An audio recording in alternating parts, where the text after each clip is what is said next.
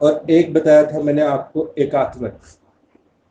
भारत के अंदर परिसंघात्मक, संघात्मक तथा एकात्मक दोनों प्रकार की शासन प्रणालियों को अपनाया गया है।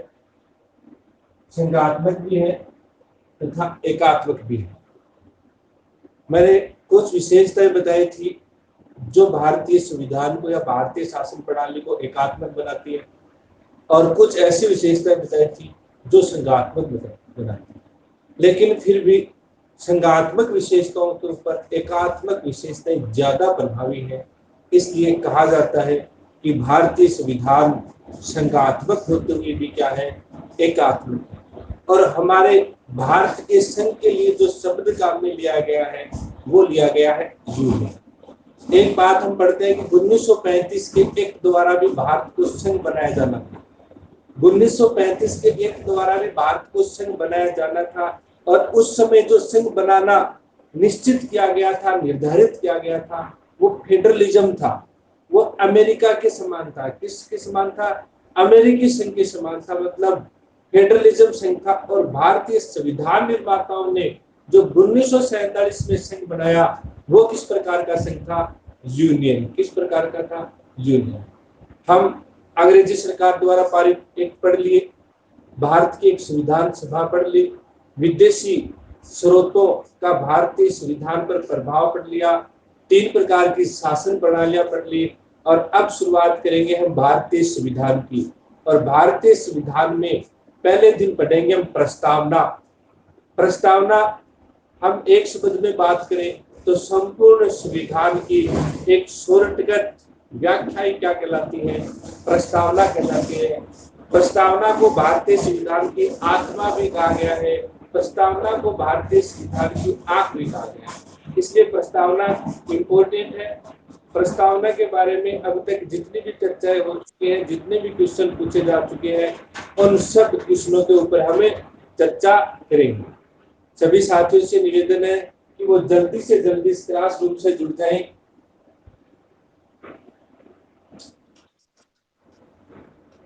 सभी साथियों से निवेदन है कि वो जल्दी से जल्दी इस क्लासरूम से जुड़ जाएं। आज हम बात करेंगे प्रस्तावना। प्रस्तावना बहुत इंपॉर्टेंट है। प्रस्तावना, इस प्रस्तावना को कई बार क्वेश्चनों के अंदर या कुछ किताबों के अंदर उद्देशिका नाम भी मिलता है। उद्देशिका मतलब जिसके अंदर भारतीय संविधान के उद्देश्य लिखे हुए हैं, इसलिए इसको उद्देशिका भी कहा जाता है। प्रस्तावना या उद्देशिका। पहली बात करेंगे ये आई कहां से। एक शब्द है उद्देश्य प्रस्ताव। आपको पता हो जब भारतीय संविधान का निर्माण शुरू किया गया था तो जवाहरलाल नेहरू द्वारा 13 दिसंबर 1946 को विधानसभा के सामने उसके उद्देश्य रखे थे कि हम संविधान निर्माण करने के दौरान इन उद्देश्यों को क्या करेंगे? प्राप्त करेंगे। और यह उद्देश्य 22 जनवरी 1947 को भारतीय संविधान सभा द्वारा पारित कर दिए गए थे। बाद में 26 नवंबर 1949 को जब भारतीय संविधान बनकर तैयार हो गया, तब जवाहरलाल नेहरू की अनुशंसा पर इन उद्देश्य प्रस्तावों को प्रस्तावना नाम दिया गया। क्या नाम दिया गया? प्रस्ताव नाम दिया गया। याद रखना, प्रस्तावना आई कहां से है? प्रस्तावना ली कहां से हमने? अमेरिकी संविधान से ली।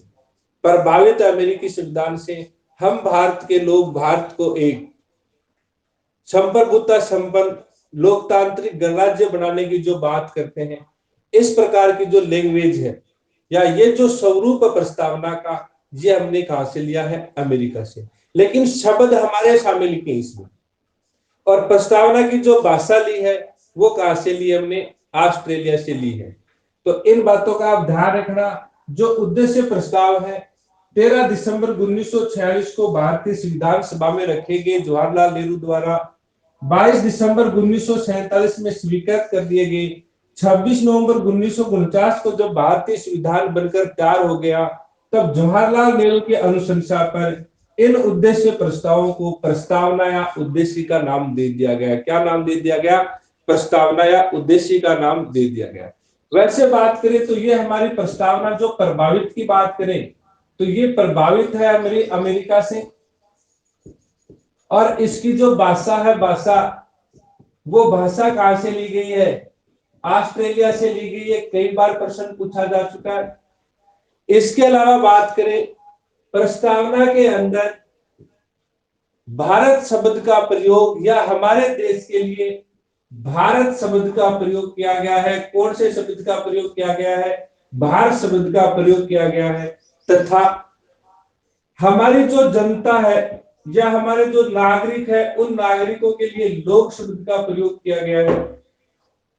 और यह प्रस्तावना बताती है कि भारत के अंदर जो संप्रभुता है, हम रोज बात करते हैं संप्रभुता की मतलब अंतिम शक्ति, वो किसके अंदर है? जनता के अंदर निहित है। ऐसा हमें कहां से प्रतीत होता है? प्रस्तावना से। कैसे प्रतीत होता है देखना एक बार।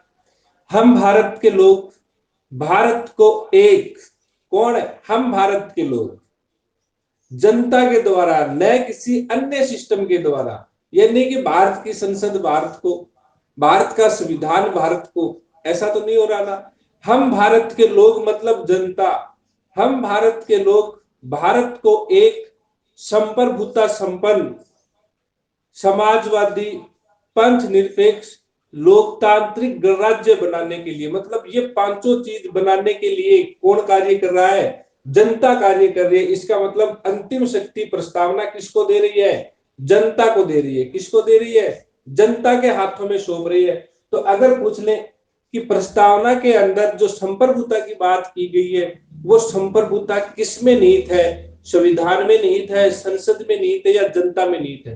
तो याद रखना, वो प्रस्तावना के द्वारा दी गई संप्रभुता किसके अंदर निहित है? जनता के अंदर निहित। किसके अंदर निहित है? जनता के अंदर निहित। दोबारा देखो, उद्देश्य का प्रस्तावना, उद्देश्य प्रस्ताव 13 दिसंबर 1946 को लाए गए, 22 दिसंबर 1947 को संविधान सभा में पारित, 26 नवंबर 1949 को संविधान बनकर तैयार हो गया, और जवाहरलाल नेहरू की अनुशंसा पर उन्हीं उद्देश्य प्रस्तावों को क्या नाम दिया गया? प्रस्तावना या उद्देश्य का।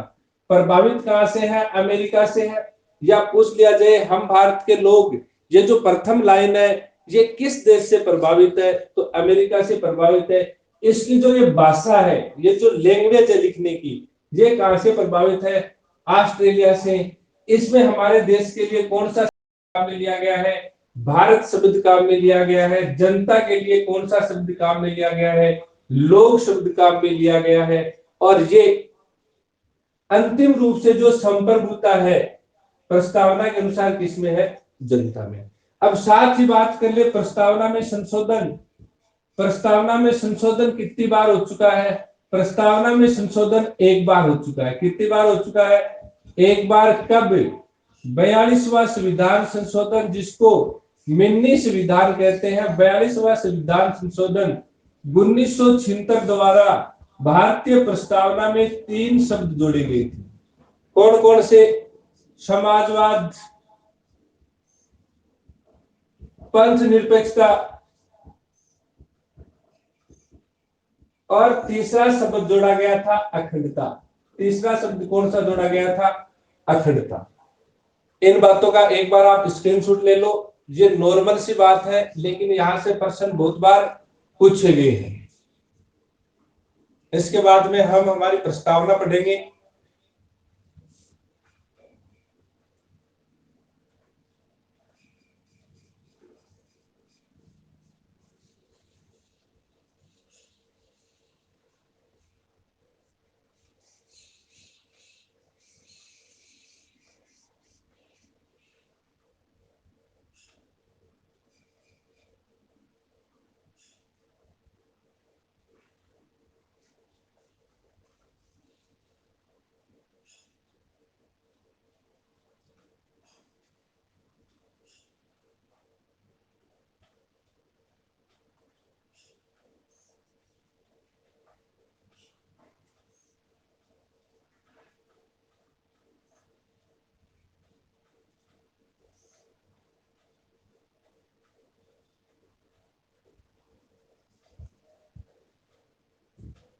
अब बात करेंगे प्रस्तावना। प्रस्तावना में कौन सी चीजें इंपॉर्टेंट है? इसको प्रेमबल, उद्देशिका, उद्देश्य प्रस्ताव तथा प्रस्तावना, इनके नामों से जाना जाता है। अगर पूछ ले कि भारतीय संविधान में प्रस्तावना को शामिल करने की अनुशंसा किसने की थी, तो वो जवाहरलाल नेहरू ने किसने की थी? जवाहरलाल नेहरू ने की थी। प्रस्तावना की हम शुरुआत करते हैं। हम भारत के लोग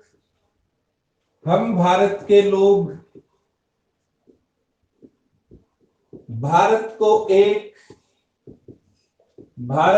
एक संप्रभुता संपन्न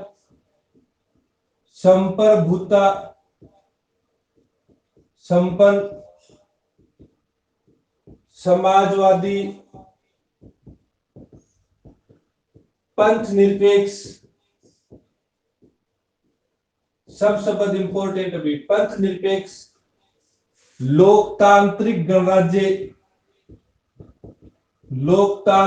गणराज्य बनाने हेतु नागरिकों को कुछ बातें प्रदान करेंगे। नागरिकों को क्या प्रदान करेंगे? न्याय। कितने क्षेत्रों में न्याय प्रदान करेंगे? 3 क्षेत्रों में। कौन कौन सा? सामाजिक, आर्थिक और राजनीतिक। हमारी प्रस्तावना कितने क्षेत्रों में न्याय प्रदान करती है? 3 क्षेत्रों में न्याय प्रदान करती है। फिर प्रदान, ये बात पहली होगी। 2 नंबर पर हम प्रदान करेंगे स्वतंत्रता। कितने क्षेत्रों में? 5 क्षेत्रों में। देखो, अनुच्छेद 19 में भी स्वतंत्रता दी गई है और इसमें भी स्वतंत्रता दी गई है। स्वतंत्रता 5 क्षेत्रों में: विचार की अभिव्यक्ति, धर्म, उपासना और विश्वास। 5 प्रकार की क्या है? स्वतंत्रता प्रदान करती है हमारी प्रस्तावना। उसके बाद में 3 नंबर पर समानता 2 प्रकार की। एक तो अवसर की समानता और दूसरी प्रतिष्ठा की समानता। अवसर की समानता और प्रतिष्ठा की समानता। इसके बाद में कहता है कि देश की एकता और अखंडता बनाए रखने वाली बंधुता का निर्माण करेंगे। बंधुता किस प्रकार की? वो भाईचारा जो देश के अंदर एकता तथा अखंडता को बनाए रख सके का निर्माण करेंगे। इस प्रकार इस संविधान को हम 26 नवंबर 1949 मार्गशीर्ष मिति शुक्ल सप्तमी को हम इस संविधान को अंगीकृत, आत्मार्पित, स्वीकृत करते हैं। ये सब बातें कहां पे लिखी हुई है? हमारी प्रस्तावना में। दोबारा ध्यान से देखना, प्रश्न यहीं से पूछा जाता है।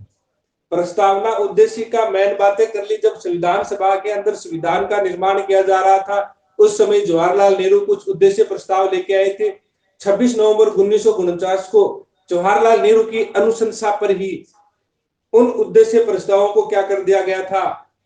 प्रस्तावना का स्वरूप प्रदान कर दिया गया था। इसके बाद में बात जो इंपॉर्टेंट है कि हमारी प्रस्तावना में है कौन सी चीज। एक प्रश्न पूछा गया, जनता के लिए कौन सा शब्द काम में लिया गया? लोक शब्द। देश के लिए कौन सा शब्द काम में लिया गया? भारत शब्द। भारत शब्द कितनी बार प्रयोग किया गया है? 2 बार प्रयोग किया गया है। ये क्वेश्चन है, ये नॉर्मल पूछे जाते हैं। इसके अलावा प्रस्तावना में संशोधन कितनी बार हो चुका है? 1 बार हो चुका है। 42वां संविधान संशोधन 1976, 3 शब्द जोड़े गए थे: समाजवाद, पंथ निरपेक्षता तथा अखंडता। ये नॉर्मल प्रश्न है। प्रश्न यहाँ से कंसेप्ट से किस प्रकार पूछा जाता है। एक कंसेप्ट का मैं क्वेश्चन बता चुका हूं कि प्रस्तावना के अकॉर्डिंग अंतिम जो शक्ति है या संप्रभुता किसमें निहित है, तो हमारी जनता के अंदर निहित है। क्योंकि पहली लाइन यही कहती है, हम भारत के लोग भारत को एक जो दायित्व है, जो शक्ति है, अंतिम शक्ति क्या बनाने की, संप्रभुता संपन्न समाजवादी निरपेक्ष लोकतांत्रिक गणराज्य, इन पांचों चीजों को भारत में लागू करने की जो अंतिम शक्ति है वो किसको दे रही है प्रस्तावना, लोग मतलब जनता को दे रही है। और जिसके पास अंतिम शक्ति हो उसी को क्या बोलते हैं हम, संप्रभुता संपन्न व्यक्ति बोलते हैं। तो प्रस्तावना के अकॉर्डिंग संप्रभुता किसके अंदर निहित है, जनता के अंदर निहित है। अब देखो, हम भारत के लोग, ये लाइन कहां से ली गई है, अमेरिका से। भारत शब्द का प्रयोग कितनी बार हुआ, 2 बार, जनता के लिए लोक शब्द। अब इन शब्दों को समझना, आप संप्रभुता संपन्न समाजवादी पंथ निरपेक्ष ट्रिपल एस है, लोकतांत्रिक मतलब डेमोक्रेटिक, गणराज्य Republic triple S D R, संप्रभुता संपन्न। 1947 से पहले हम संप्रभु नहीं थे। उसी राज्य को या उसी देश को संप्रभु कहा जा सकता है जिसकी शक्तियां उसके खुद के पास हो, वह किसी दूसरे के अधीन न हो, वह अपने फैसले लेने के अंदर, अपने कानून बनाने के अंदर, शासन करने के अंदर उस देश के पास ही अंतिम शक्ति हो। अब आप कह दो कि सर कुछ बातें हमें यूएनओ की माननी पड़ती हैं, संयुक्त राष्ट्र संघ की माननी पड़ती है, अन्य कई देशों के संघ हैं जिनके हम सदस्य बने हुए हैं, उनके कानूनों को भी हमें फॉलो करना पड़ता है, वो बात अलग है। वो अंतरराष्ट्रीय शांति की स्थापना के लिए निर्धारित किए गए हैं, न कि उनकी गुलामी के लिए या देशों को गुलाम बनाने के लिए उन संगठनों का निर्माण किया गया है। बात समझ रहे होंगे आप।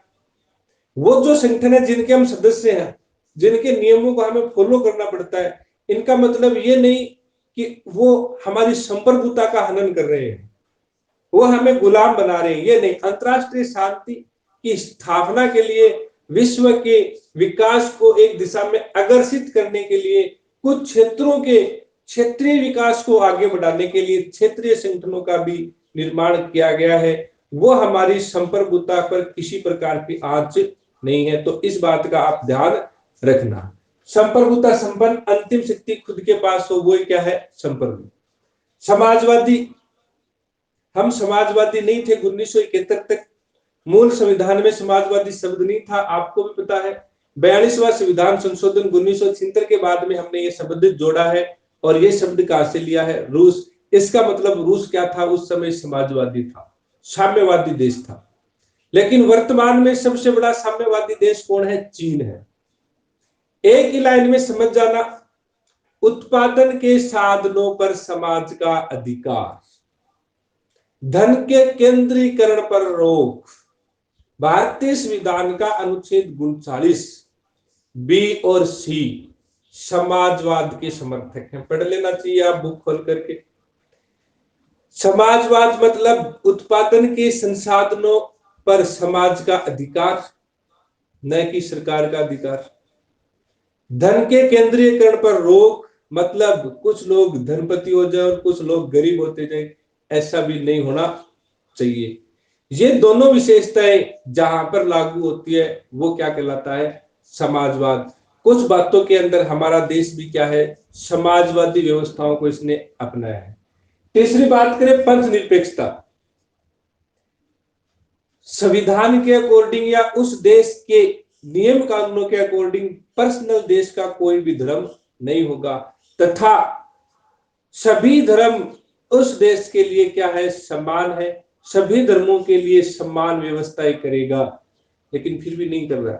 अनुच्छेद 29 और 30 पढ़ते हो आप, कुछ धर्मों को विशेष छूट दी गई है, शिक्षा संस्कृति का जो अधिकार है, हिंदू धर्म को तो नहीं दी गई, तो बराबर कहां पे कर रहा है। उसको इसलिए नहीं दी गई है क्योंकि ये बहुसंख्यक लोग हैं, जो अल्पसंख्यक लोग हैं उन्हीं को कुछ छूट दी गई है। पंथ निरपेक्षता का मतलब संविधान की नजर में, देश की सरकार की नजर के अंदर सभी धर्म क्या है, समान है।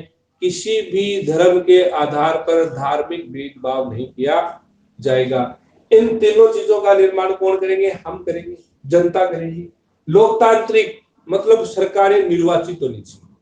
सरकारें क्या होनी चाहिए, निर्वाचित होनी चाहिए। प्रत्येक राज्य के अंदर चुनाव होनी चाहिए, सरकारें निर्वाचित गणराज्य का मतलब गणतंत्र, मैंने आपको बताया था भारत गणराज्य है। क्यों? क्योंकि जिस देश का सर्वोच्च पद निर्वाचित होता है, चाहे वो प्रत्यक्ष हो चाहे अप्रत्यक्ष हो, तो वो क्या कहलाता है? गणराज्य।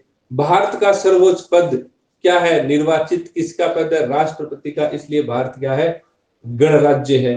तो इन बातों का आप ध्यान रखना। 5 चीजों का निर्माण करते हैं हम: संप्रभुता संपन्न, अंतिम शक्ति, समाजवादी, समाज या उत्पादन के संसाधनों पर समाज का अधिकार, धन के केंद्रीकरण पर हो, पंथ निरपेक्षता, राज्य का कोई धर्म नहीं है, राज्य की नजर में सभी धर्म समान है, समय समय पर वह धर्मों के उत्थान के लिए कुछ सुविधाएं भी प्रदान करेगा, ये नहीं कि उसकी नजर में कोई धर्म ही ना हो। लोकतांत्रिक मतलब प्रत्यक्ष या अप्रत्यक्ष किसी प्रकार के चुनाव होने चाहिए। गणराज्य का मतलब सर्वोच्च पद क्या हो? चुनाव होना चाहिए। 5 शब्द तो ये शामिल किए। ये 5 चीजें बनाने हेतु मतलब देश में निर्मित रहें, इनके ऊपर किसी प्रकार की आंच ना आए, बनाने हेतु मतलब इनको यहाँ पर लागू रखने हेतु नागरिकों को क्या क्या करेंगे हम, ऐसी क्या व्यवस्थाएं अपनाएंगे देश में कि ये 5 व्यवस्थाएं जो की तो बनी रही।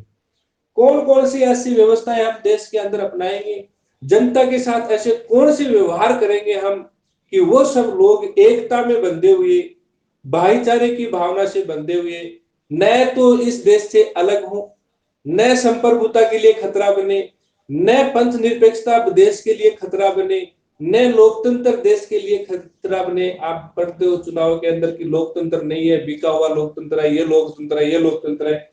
तो इस प्रकार की व्यवस्था बनाने के लिए नागरिकों के लिए न्याय प्रदान करेंगे हम। सामाजिक, सभी नागरिक समाज की दृष्टि से या सामाजिक कार्यों में समान भाग ले सकते हैं। आर्थिक, धन कमाने में, व्यापार कमाने में, नौकरी करने के अंदर सभी व्यक्ति समान है। ये नहीं कि 4 वर्ग हैं, ब्राह्मण, क्षत्रिय, वैश्य, शूद्र। ब्राह्मण है वही टीचर बनेगा, वही पढ़ाएगा, क्षत्रिय है वही सेना में जाएगा। सामाजिक भेदभाव नहीं होना चाहिए, सामाजिक न्याय होना चाहिए। आर्थिक क्षेत्र में भी क्या होना चाहिए? न्याय होना चाहिए। ये नहीं कि बैंक तुझे लोन नहीं देगा, उसको लोन देगा, वो व्यापार वर्ग में जाएगा, ऐसा कुछ नहीं है। इस देश में रहने वाले सभी लोग क्या है? समान है, उनके साथ समान व्यवहार किया जाएगा। राजनीतिक, जो व्यक्ति 18 वर्ष की आयु प्राप्त कर चुका है उसको वोट देने का अधिकार है। 21 वर्ष की आयु प्राप्त कर चुका है पंचायती राज के चुनाव लड़ने का अधिकार है। 25 वर्ष की आयु प्राप्त कर चुका है एमपी एमएलए बनने का अधिकार है। 30 वर्ष की आयु प्राप्त कर चुका है राज्यसभा में जाने का अधिकार है। 35 वर्ष की आयु को राष्ट्रपति का चुनाव लड़ने का अधिकार है। राजनीति क्षेत्र में हम सब समान है, समान न्याय हमारे साथ किया जाएगा। लेकिन शर्त ये नहीं कि आयु हो गई तो चुनाव लड़ेंगे, किसी प्रकार का केस मुकदमा भी नहीं होना चाहिए, हम भारतीय भी होनी चाहिए। इन पदों के लिए जो योग्यताएं हैं वो योग्यताएं हमारे अंदर होनी चाहिए। तो हमारे पास या हमारे साथ राजनीतिक अन्याय नहीं किया जाएगा। ये तो हो गई न्याय। कितने क्षेत्रों में न्याय प्रदान कर रहा है? 3 क्षेत्रों में, सामाजिक, आर्थिक और राजनीतिक। स्वतंत्रता, 5 प्रकार की स्वतंत्रता दे रहा है। वैसे स्वतंत्रता कितनी प्रकार के? अनुच्छेद 19 में 6 प्रकार की स्वतंत्रता। लेकिन प्रस्तावना कितने प्रकार की स्वतंत्रता दे रही है? तो हमारा ध्यान कई बार क्या होता है, क्वेश्चन के ऊपर हमारा इतना फोकस नहीं होता। हम स्वतंत्रता शब्द पढ़ते हैं, प्रस्तावना दे रही है या संविधान दे रहा है ये नहीं पढ़ते हम। और हम जाते हैं 6 प्रकार की स्वतंत्रता दे रही है। बहुत सिंपल क्वेश्चन पूछा, मेरा तो सही जाएगा, बिल्कुल करेक्ट जाएगा, गलत हो ही नहीं सकता। फिर आंसर की आती है, कोचिंग वाले की आती है। कोचिंग वाले, ये तो कोचिंग वाले टीचर ही पागल है, पहले भी गलत पढ़ाते थे अब भी गलत पढ़ा रहे हैं। 5 बता रहे हैं, कैसे होगा 5? पता नहीं। पहले 7वीं, फिर 44वां संविधान, 42वां संविधान संशोधन द्वारा, सॉरी 44वां संविधान संशोधन द्वारा 6 की गई, मुझे पूरा नॉलेज है। फिर कोई बंदा उसको कहेगा कम डाउन, थोड़ा सा सब्र, धैर्य के साथ क्वेश्चन को दोबारा देखो। इसमें पूछा गया है कि प्रस्तावना ने हमें कितनी स्वतंत्रताएं दी है। तो प्रस्तावना ने हमें कितनी स्वतंत्रताएं दी है? 6 स्वतंत्रताएं। और उनमें और इनमें फर्क भी है। विचार, हम अपने विचार रख सकते हैं, लेकिन विचार ऐसे नहीं होने चाहिए कि देश की अखंडता और एकता को, जैसे कन्हैया कुमार ने दिया था, पाकिस्तान जिंदाबाद के नारे लगाए जाते हैं, ऐसे विचार नहीं होने चाहिए। अभिव्यक्ति, ऐसी अभिव्यक्ति भी नहीं होनी चाहिए जो देश को नुकसान पहुंचे, जेल जाना पड़ सकता है हमें। धर्म, किसी भी धर्म को मनाने की, मानने की हमें क्या है, स्वतंत्रता। उपासना, किसी भी शक्ति की उपासना कर सकते हैं हम, हमें कोई मना नहीं कर सकता। विश्वास, किसी में भी अपना विश्वास रख सकते हैं हम, हमें कोई भी मना नहीं रख सकता कि आप इस व्यक्ति में विश्वास क्यों कर रहे हो, इस धर्म में विश्वास क्यों कर रहे हो, इस प्रकार की बातों में आप विश्वास क्यों कर रहे हो। तो धर्म, उपासना, विश्वास, विचार और व्यक्ति, 5 प्रकार की क्या दी गई, हमें स्वतंत्रता प्रदान की गई है। इसके बाद में समानता, समानता, अवसर की समानता, चाहे आरएस लेवल की एग्जाम हो, चाहे आईएएस की लेवल की एग्जाम हो, अगर उनकी योग्यताएं हमारे अंदर है, एजुकेशन, एज, जितने भी योग्यताएं हैं, वो योग्यताएं अगर हम रखते हैं, तो हमें उन एग्जामों के अंदर शामिल होने से कोई मना नहीं कर सकता, क्योंकि अवसर की समानता हमें हमारी प्रस्तावना प्रदान करती है। प्रतिष्ठा की समानता, अगर मैंने पीएचडी की है, पड़ोसी ने पीएचडी किया है, तो हमारे लिए डॉक्टर शब्द का प्रयोग किया जा सकता है। अगर पड़ोसी ने पीएचडी किया, मैंने नहीं की, मैंने डॉक्टर शब्द का प्रयोग किया, तो मतलब झूठी प्रतिष्ठा का प्रयोग कर रहा हूं, मैं उसके लिए गुनहगार हूं, अपराधी हूं, दोषी हूं। क्योंकि एक व्यक्ति 3, 4, 5 साल की मेहनत के बाद में किसी प्रतिष्ठा के लायक होता है, और मैं तो फोकट में ही होगा, क्योंकि मतलब बी की बराबरी कर ली फोकट में। तो ऐसा नहीं होना चाहिए। प्रतिष्ठा क्या होनी चाहिए, समान होनी चाहिए। जो जिस प्रतिष्ठा के लायक है उसे उसी प्रकार की प्रतिष्ठा मिलनी चाहिए। तो ये 3 बातों पे ध्यान रखना, न्याय प्रदान करता है, स्वतंत्रता प्रदान करता है, समानता प्रदान करता है। ये हमने, या हमारे संविधान ने हमारी जनता को दिए ये बातें, कि किसी प्रकार का डिस्प्यूट न हो लोगों के अंदर, कि हम अलग अलग धर्मों के हैं, ये हो रहा है हमारे साथ, ये हो रहा है, अन्याय हो रहा है, सांप्रदायिकता की भावना पैदा हो रही है देश के अंदर। तो इस प्रकार की भावना होगी तो संप्रभुता, समाजवादी, पंथ निरपेक्ष, लोकतांत्रिक गणराज्य, इनकी स्थापना करना क्या हो जाएगा, मुश्किल हो जाएगा।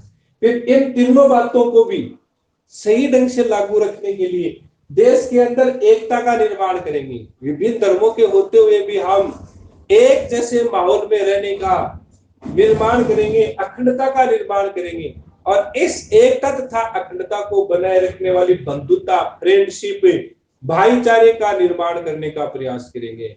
जिस भाईचारे के कारण एकता बनी रहेगी, अखंडता बनी रहेगी, और हमारे अंदर किसी प्रकार का डिस्प्यूट नहीं होगा। और हमारे ये जो 5 उद्देश्य हैं, कौन कौन से, संप्रभुता संपन्न, संप्रभुता संपन्न है, समाजवादी है, पथ निरपेक्षता, लोकतांत्रिक गणराज्य, इनमें किसी प्रकार का ये नहीं कि कोई व्यक्ति आए तानाशाह बन जाए, डेमोक्रेट शब्द को हटा दे, गणराज्य शब्द को हटा दे, पथ निरपेक्ष कहे कि हिंदू धर्म के लोग यहाँ पे रहेंगे, पथ निरपेक्ष धर्म को हटा दे, समाजवाद को नहीं अपनाएंगे, और इसी के साथ हमारा संविधान के ऊपर पूरा अधिकार करके वो बैठ जाए। ऐसा नहीं होना चाहिए। हम जनता में अधिकारों को इस प्रकार वितरित करेंगे कि एकता, अखंडता तथा बंधुता बनी रहे। तो हमारे संविधान की जितनी भी इंपॉर्टेंट बातें हैं, उन सब बातों को इस प्रस्तावना के अंदर ही समाहित कर दिया गया है।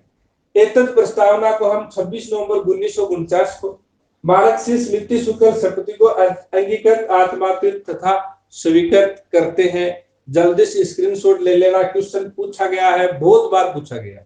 पहले कमजोर लेवल के पूछे जाते थे, अब शब्द डाल देगा वो अवसर, अखंडता, बंधुता, और एक शब्द और डाल देगा धर्मनिरपेक्षता। पूछेगा कि निम्न में से कौन सा शब्द प्रस्तावना में नहीं मिलता है, तो धर्मनिरपेक्षता नहीं मिलता। हम सोचेंगे यार एकता नहीं मिलता होगा, धर्म तो मिलता है, लेकिन पता नहीं वहां पे कौन सा शब्द है, पंथ निरपेक्षता शब्द है। कौन सा शब्द है, पंथ निरपेक्षता।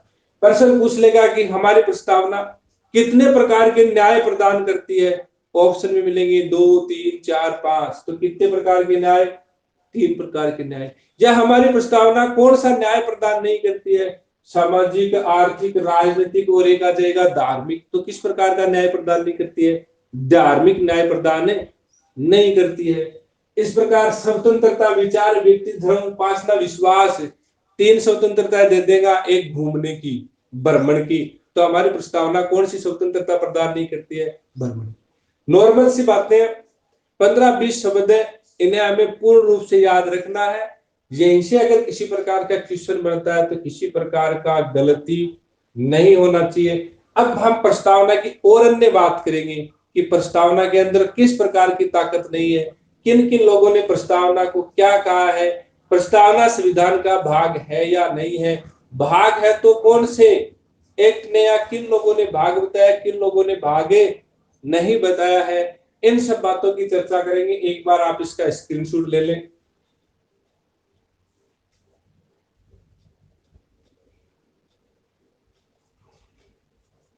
आज बच्चे भी क्लास में कमी आ रही है, मुख्य कारण की प्रस्तावना में पढ़ा चुका था, इसलिए सभी रिट के स्टूडेंट एब्सेंट है, उनको ये नहीं पता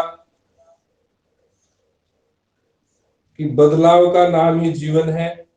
क्लासों में जो बात की उनमें और यहाँ पे जरूर ही कोई ना कोई परिवर्तन आपको मिलेगा।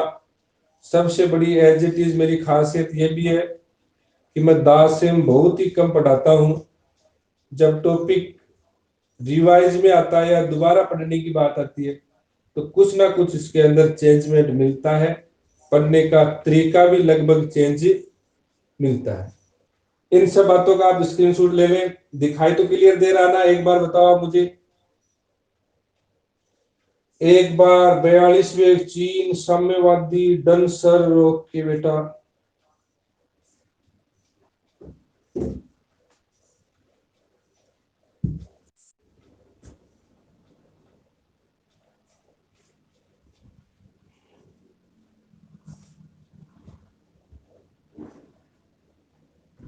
अब देखो, अब बात करेंगे हम प्रस्तावना के लिए कुछ लोगों ने कहा है, कुछ बातें कही है। एक तो कहा है प्रस्तावना के अंदर भारतीय संविधान के आदर्श निहित है। याद रखना, प्रस्तावना के अंदर भारतीय संविधान के आदर्श निहित है। जो भी सब इंपॉर्टेंट बातें वो प्रस्तावना के अंदर। दूसरी बात डीडी बसु है, दुर्गादास भार्गव बसु, दुर्गादास भार्गव डीडी बसु। दुर्गादास भार्गव ने इसे भारतीय संविधान की क्या कहा है? आत्मा कहा है। एक केस आया था 1973 में, केशवानंद भारती बनाम केरल राज्य। वो केशवानंद भारती बनाम केरल राज्य कहता है कि ये भारतीय संविधान की क्या है? आंख बताया गया है। क्या बताया गया इसको? आंख बताया गया।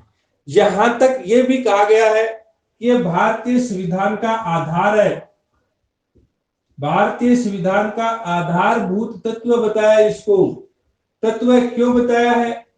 कि भारतीय संविधान में अगर किसी प्रकार का संशोधन हम करने जा रहे हैं और संशोधन के अंदर अगर किसी प्रकार का डिस्प्यूट आ रहा है, ऐसा लग रहा है कि ये संशोधन संविधान के किसी अनुच्छेद या किसी अन्य कारण हम कर नहीं सकते, अगर वहां पे डिस्प्यूट कॉन्फ्लिक्ट पैदा हो रहा है, तो अंतिम रूप से हम सहायता किसकी लेते हैं? प्रस्तावना को आधार मानते हैं। अगर प्रस्तावना के अकॉर्डिंग वो संविधान संशोधन सही है तो हम कर सकते हैं, अन्यथा हम संविधान संशोधन नहीं कर सकते। तो अंतिम रूप से किसी प्रकार का संविधान संशोधन किया जाता है तो अंतिम आधार किसको माना जाता है? संविधान को देखते हुए। तो आधारभूत तत्व अंतिम आधार किसको माना गया है? प्रस्तावना को। बहुत इंपॉर्टेंट बात है। केशवानंद भारती ने संविधान की आंख बताया है, डीडी भार्गव ने आत्मा बताया है। भारतीय संविधान के आदर्श किसमें निहित है? इसी के अंदर निहित है। इसके बाद में हम दूसरी बातें करेंगे कि भाग नहीं है। भाग नहीं है किसका? संविधान का। और कुछ लोगों ने कहा भाग है, तो किस किस ने तो ये कहा कि भाग नहीं है और किस किस ने ये कहा भाग नहीं है। दोनों ही बात इंपॉर्टेंट। चंद्रचूड़ जज थे एक बार, चंद्रचूड़, उन्होंने कहा कि भाग नहीं है, भारतीय संविधान भाग नहीं है, क्योंकि न तो किसी अनुच्छेद में है, न किसी भाग में है। अनुच्छेद और भाग तथा अनुसूचियों में जो बातें हैं वो तो संवैधानिक है, बाकी संविधान के अंदर शामिल नहीं है। बस इतना सा आधार माना कि भाग में नहीं है, अनुच्छेद में नहीं है, अनुसूचियों में भी इसका वर्णन नहीं है, प्रस्तावना का तो भाग नहीं है। 1960 के अंदर केस आया था बेरुबाड़ी, जो वर्तमान में पश्चिम बंगाल में है, बनाम भारत राज्य। बेरुबाड़ी बनाम भारत राज्य जो केस आया था, इस केस में भी ये कहा था भाग नहीं है। इसके बाद में 1973 के अंदर एक केस आया था केशवानंद भारती, केशवानंद भारती बनाम केरल राज्य, खूब नाम सुना होगा आपने। मूल अधिकारों से रिलेटेड भी बात है, संविधान के ढांचे से भी रिलेटेड बात है। केशवानंद भारती बनाम केरल राज्य ने कहा कि ये भाग है, और भाग है ही नहीं, अखंड भाग है। किस प्रकार का भाग है? अखंड भाग है। और अंतिम और अंतिम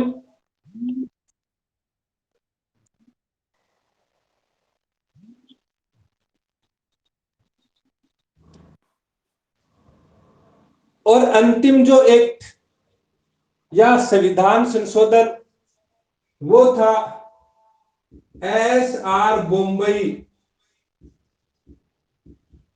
बनाम भारत संघ 1994 में। इसमें भी बताया था प्रस्तावना संविधान का भाग है। अंत में यही बात मान्य हुई कि प्रस्तावना भारतीय संविधान का भाग है, अखंड भाग है। अगर पूछ दिया जाए कि किस केस द्वारा प्रस्तावना को भारतीय संविधान का भाग माना गया, तो दो हैं, SR बम्बई और केशवानंद के द्वारा प्रस्तावना को भारतीय संविधान का क्या माना गया है? भाग माना गया है। बेरुबाड़ी तथा चंद्रचूड़ ने इसको भाग नहीं माना है। इसके अलावा इसमें आदर्श नीति है, DD भार्गव ने आत्मा कहा, केशवानंद ने आग कहा है, और भारतीय संविधान का आधारभूत माना है। अगर भारतीय संविधान में किसी प्रकार का चेंजमेंट किया जा रहा है, उसमें प्रॉब्लम आ रही है, तो अंतिम सहायता हम किसकी लेंगे? प्रस्तावना की। किसकी लेंगे? प्रस्तावना की। धन्यवाद साथियों। इसी के साथ प्रस्तावना टॉपिक आज का पूरा होता है। अगर किसी प्रकार की आपको प्रॉब्लम है तो आप मुझे जल्दी से बता दें, क्योंकि लाइट जा चुकी है। लाइट जाने से मेरे क्लासरूम के ऊपर कोई प्रभाव नहीं पड़ता है, लेकिन मेरे ऊपर डायरेक्ट प्रभाव पड़ता है।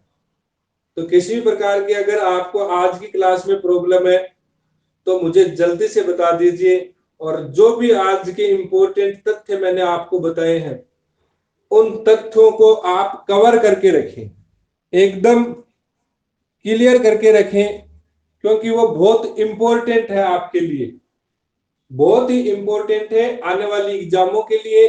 अब तक के नॉर्मल पर्सन पूछे जा चुके हैं, वो बता चुका हूं मैं। अब से जैसे नॉर्मल पर्सन पूछे जाने की और संभावना है, वो प्रस्तावना के कंसेप्ट से पूछे जाएंगे, और पूछे भी जा चुके हैं। पिछली बार एक SI के क्वेश्चन पेपर में भी पूछा जा चुका है ऐसा क्वेश्चन। तो इनसे बाहर नहीं जाएंगे, सिर्फ आपको इनके अंदर कौन सी बातें निहित है, इनका क्या अर्थ है, इन बातों का पता होना चाहिए। Thank you. ज्यादा से ज्यादा अपने साथियों को क्लास से जोड़ने का प्रयास करें। क्या क्लास एकदम क्लियर दिखाई देती है आपको? जल्दी बताएं मुझे, क्या इन दिनों की क्लास बिल्कुल क्लियर दिखाई दे रही है आपको?